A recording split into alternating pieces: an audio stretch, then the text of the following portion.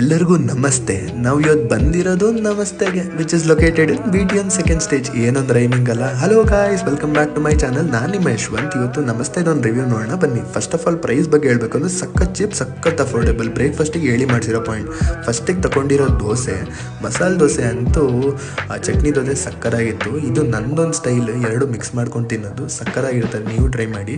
ನೆಕ್ಸ್ಟಿಗೆ ಉದ್ದಿನ ವಡೆ, ಇಡ್ಲಿ ಮತ್ತು ಈ ಪೈನಾಪಲ್ ಹೋಳಿಗೆ. ಫಸ್ಟಿಗೆ ಬಂದ್ಬಿಟ್ಟು ಈ ಇಡ್ಲಿನ ತಿನ್ನೋಣ.